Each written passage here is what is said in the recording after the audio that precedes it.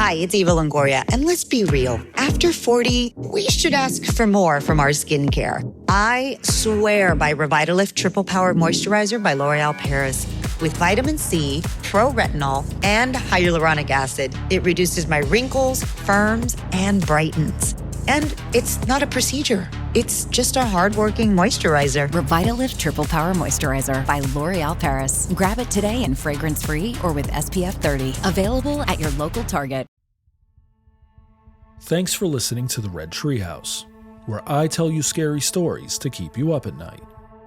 You can listen to the Red Treehouse wherever you stream podcasts. Just be sure to follow, like, and subscribe. Oh, and leave a 5-star review. The Red Treehouse is dedicated to my dad. I love you, Pop.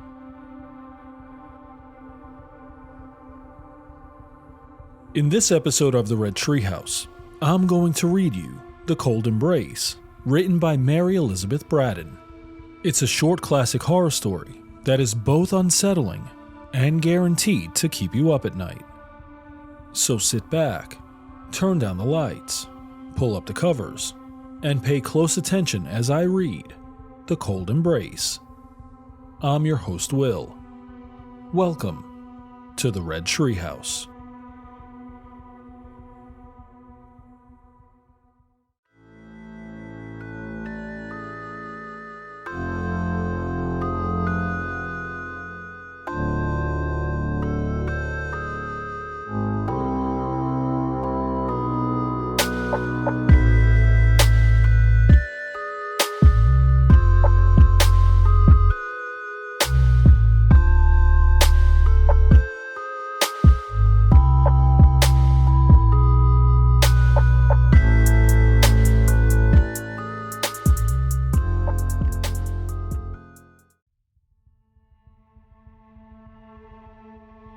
The Cold Embrace, written by Mary Elizabeth Braddon.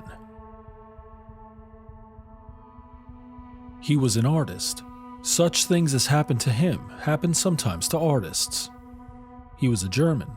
Such things as happened to him happen sometimes to Germans. He was young, handsome, studious, enthusiastic, metaphysical, reckless, unbelieving, and heartless. And being young, handsome and eloquent, he was beloved. He was an orphan, under the guardianship of his dead father's brother, his uncle Wilhelm, in whose house he had brought up from a little child. And she who loved him was his cousin Gertrude, whom he swore he loved in return. Did he love her? Yes, when he first swore it. It soon wore out, this passionate love. How threadbare and wretched a sentiment it became at last in the selfish heart of the student.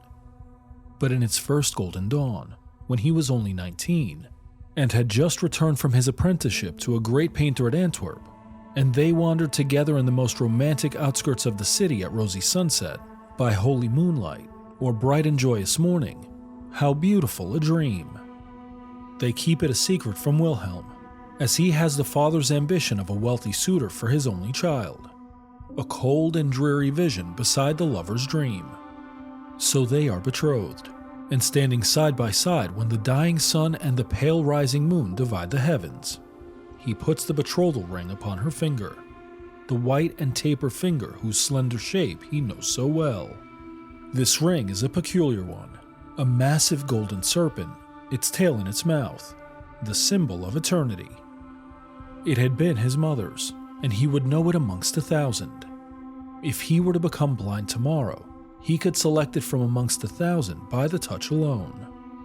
He places it on her finger, and they swear to be true to each other forever and ever, through trouble and danger, sorrow and change, in wealth or poverty. Her father must needs to be one to consent to their union by and by, for they were now betrothed, and death alone could part them. But the young student, the scoffer at revelation, yet the enthusiastic adorer of the mystical, asks, "Can death part us? I would return to you from the grave, Gertrude. My soul would come back to be near my love. And you, if you died before me, the cold earth would not hold you from me. If you loved me, you would return. And again these fair arms would be clasped round my neck as they are now. But she told him, with a holier light in her deep blue eyes than had ever shone in his, she told him that the dead who die at peace with God are happy in heaven, and cannot return to the troubled earth, and that it is only the suicide, the lost wretch on whom sorrowful angels shut the door of paradise, whose unholy spirit haunts the footsteps of the living. The first year of their betrothal is past, and she is alone, for he has gone to Italy on a commission for some rich man to copy Raphael's, Titian's, Guido's, in a gallery at Florence. He has gone to win fame, perhaps, but it is not the less bitter. He is gone. Of course, her father misses his young nephew, who has been as a son to him, and he thinks his daughter's sadness no more than a cousin should feel for a cousin's absence. In the meantime, the weeks and months pass. The lover writes, often at first, then seldom, at last, not at all. How many excuses she invents for him. How many times she goes to the distant little post office to which he is to address his letters. How many times she hopes, only to be disappointed. How many times she despairs, only to hope again. But real despair comes at last, and will not be put off any more. The rich suitor appears on the scene, and her father is determined. She is to marry at once. The wedding day is fixed, the 15th of June. The date seems burnt into her brain. The date, written in fire, dances forever before her eyes. The date, shrieked by the Furies, sounds continually in her ears. But there is time yet. It is the middle of May. There is time for a letter to reach him at Florence. There is time for him to come to Brunswick, to take her away and marry her, in spite of her father, in spite of the whole world. But the days and weeks fly by, and he does not write. He does not come. This is indeed despair which usurps her heart, and will not be put away. It is the 14th of June. For the last time she goes to the little post office. For the last time she asks the old question, and they give her for the last time the dreary answer. No, no letter. For the last time, for tomorrow is the day appointed for her bridal. Her father will hear no petitions. Her rich suitor will not listen to her prayers. They will not be put off a day. Tonight alone is hers. This night, which she may employ as she will. She takes another path than that which leads home. She hurries through some by-streets of the city, out onto a lonely bridge, where he and she had stood so often in the sunset, watching the rose-colored light glow, fade, and die upon the river. He returns from Florence. He had received the letter. That letter, blotted with tears, entreating, despairing, he had received it, but he loved her no longer. A young Florentine, who has sat to him for a model, had bewitched his fancy, that fancy which with him stood in place of a heart, and Gertrude had been half forgotten. If she had a rich suitor, good, let her marry him. Better for her, better far for himself. He had no wish to fetter himself with a wife. Had he not his art always, his eternal bride, his unchanging mistress? Thus he thought it wiser to delay his journey to Brunswick, so that he should arrive when the wedding was over, arrive in time to salute the bride. And the vows, the mystical fancies, the belief in his return even after death, to the embrace of his beloved, oh, gone out of his life, melted away forever, those foolish dreams of his boyhood. So on the 15th of June he enters Brunswick, by that very bridge on which she stood, the stars looking down on her, the night before. He strolls across the bridge and down by the water's edge, a great rough dog at his heels, and the smoke from his short pipe curling in blue wreaths fantastically in the pure morning air.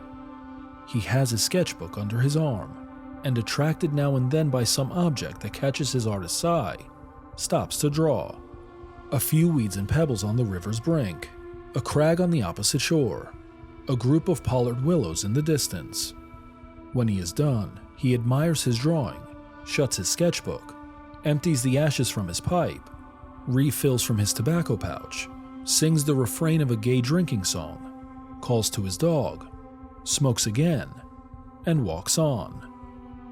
Suddenly, he opens his sketchbook again. This time, that which attracts him is a group of figures. But what is it?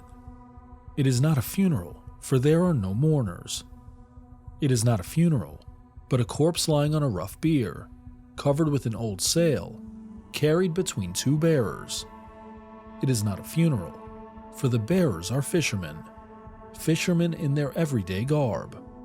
About 100 yards from him, they rest their burden on a bank. One stands at the head of the bier, the other throws himself down at the foot of it. And thus they form a perfect group. He walks back 2 or 3 paces, selects his point of sight, and begins to sketch a hurried outline. He has finished it before they move. He hears their voices, though he cannot hear their words, and wonders what they can be talking of. Presently he walks on and joins them.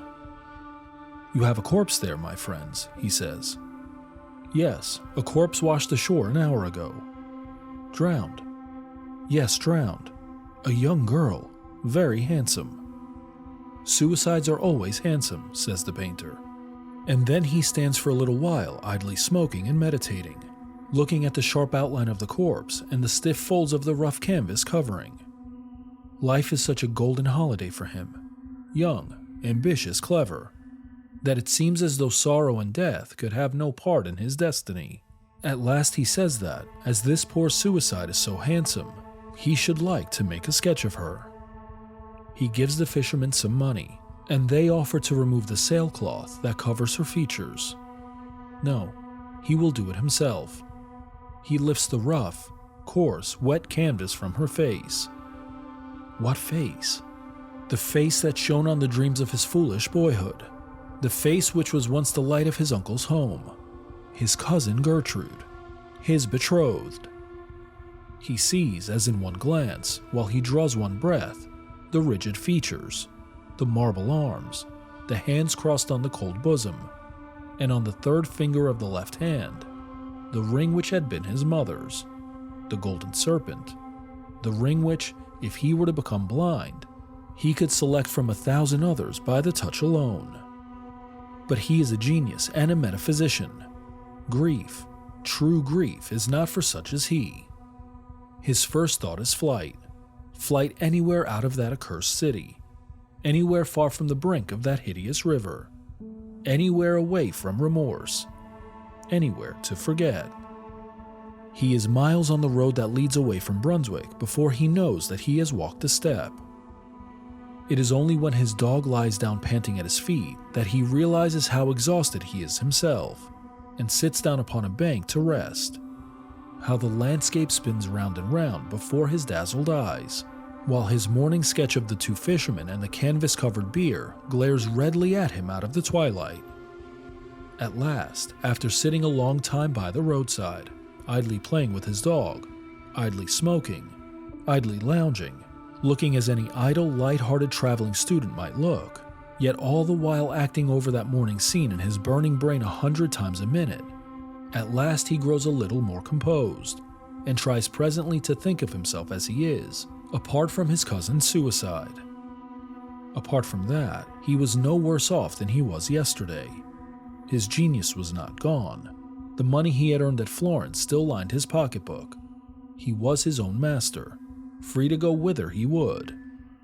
And while he sits on the roadside, trying to separate himself from the scene of that morning, trying to put the image of the corpse covered with the damp canvas sail, trying to think of what he should do next, where he should go, to be farthest away from Brunswick and remorse, the old diligence comes rumbling and jingling along. He remembers it. It goes from Brunswick to Aix-la-Chapelle. He whistles to his dog, shouts to the postilion to stop, and springs into the coupe. During the whole evening, through the long night, though he does not once close his eyes, he never speaks a word. But when morning dawns, and the other passengers awake and begin to talk to each other, he joins in the conversation.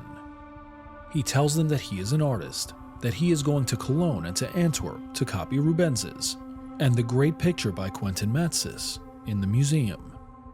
He remembered afterwards that he talked and laughed boisterously, and that when he was talking and laughing loudest, a passenger, older and graver than the rest, opened the window near him and told him to put his head out. He remembered the fresh air blowing in his face, the singing of the birds in his ears, and the flat fields and roadside reeling before his eyes. He remembered this, and then falling in a lifeless heap on the floor of the diligence. It is a fever that keeps him for 6 long weeks on a bed at a hotel in Aix-la-Chapelle. He gets well, and accompanied by his dog, starts on foot for Cologne. By this time, he is his former self once more. Again, the blue smoke from his short pipe curls upwards in the morning air. Again, he sings some old university drinking song. Again, stops here and there, meditating and sketching. He is happy, and has forgotten his cousin, and so on to Cologne. It is by the great cathedral he is standing, with his dog at his side. It is night.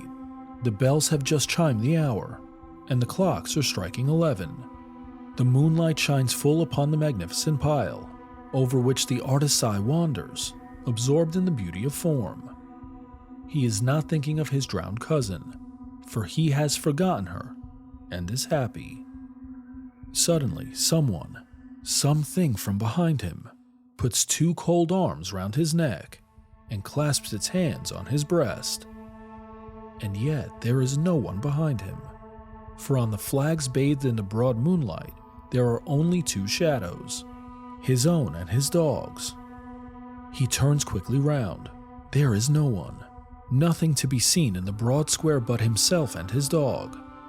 And though he feels, he cannot see the cold arms clasped around his neck.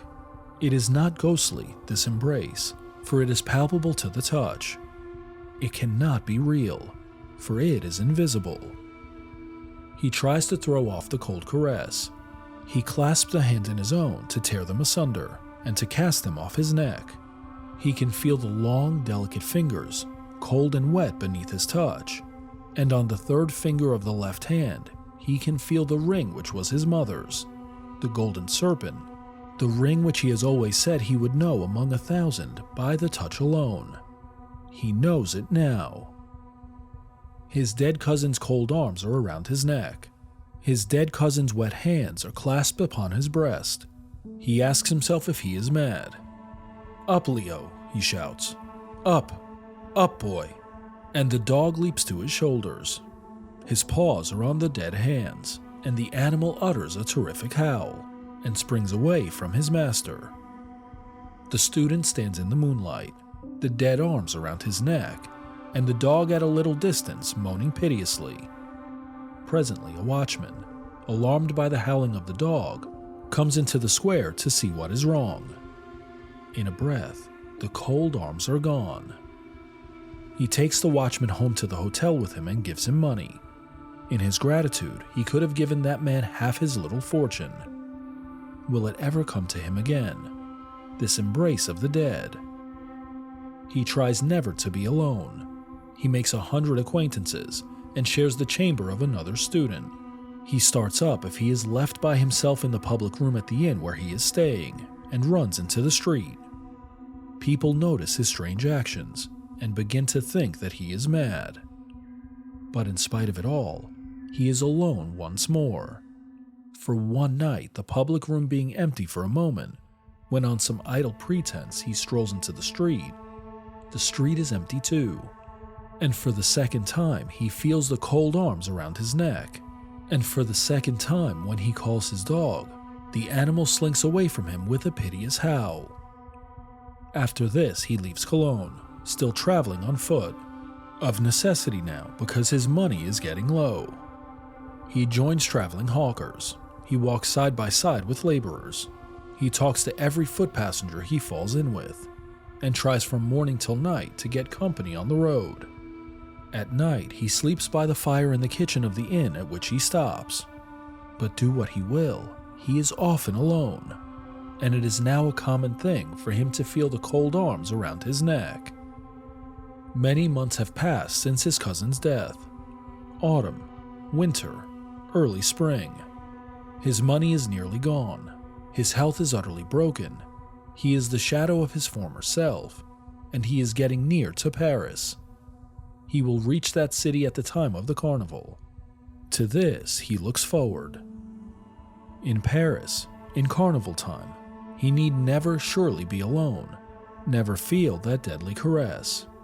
He may even recover his lost gaiety, his lost health, once more resume his profession, once more earn fame and money by his art. How hard he tries to get over the distance that divides him from Paris, while day by day he grows weaker, and his steps slower and more heavy. But there is an end at last. The long dreary roads are past. This is Paris, which he enters for the first time. Paris, of which he has dreamed so much. Paris, whose million voices are to exorcise his phantom. To him, tonight Paris seems one vast chaos of lights, music, and confusion. Lights which dance before his eyes and will not be still. Music that rings in his ears and deafens him. Confusion which makes his head whirl round and round. But in spite of all, he finds the opera house, where there is a masked ball. He has enough money left to buy a ticket of admission, and to hire a domino to throw over his shabby dress. It seems only a moment after his entering the gates of Paris that he is in the very midst of all the wild gaiety of the opera house ball. No more darkness, no more loneliness, but a mad crowd shouting and dancing, and a lovely débardeuses hanging on his arm. The boisterous gaiety he feels surely is his old lightheartedness coming back. He hears the people round him talking of the outrageous conduct of some drunken student, and it is to him they point when they say this to him, who has not moistened his lips since yesterday at noon, for even now he will not drink. Though his lips are parched and his throat burning, he cannot drink. His voice is thick and hoarse, and his utterance indistinct, but still this must be his old lightheartedness come back that makes him so wildly gay. The woman on his arm is now wearied out. Her arm rests on his shoulder heavier than lead. The other dancers one by one drop off. The lights in the chandeliers one by one die out. The decorations look pale and shadowy in that dim light which is neither night nor day. A faint glimmer from the dying lamps, a pale streak of cold gray light from the newborn day, creeping in through half-open shutters. And by this light the bright-eyed woman fades sadly. He looks her in the face. How the brightness of her eyes dies out. Again, he looks her in the face. How white that face has grown. Again, and now it is the shadow of a face alone that looks in his. Again, and they are gone. The bright eyes, the face, the shadow of the face. He is alone. Alone in that vast saloon. Alone, and in the terrible silence, he hears the echoes of his own footsteps in that dismal dance which has no music. No music but the beating of his breast, for the cold arms around his neck. They whirl him around. They will not be flung off or cast away. He can no more escape from their icy grasp than he can escape from death.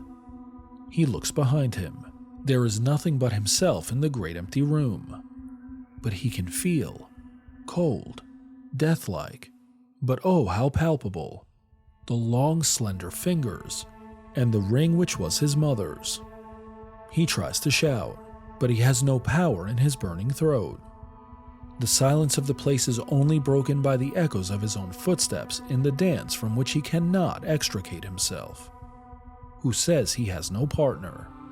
The cold hands are clasped on his breast, and now he does not shun their caress. No, one more polka, if he drops down dead.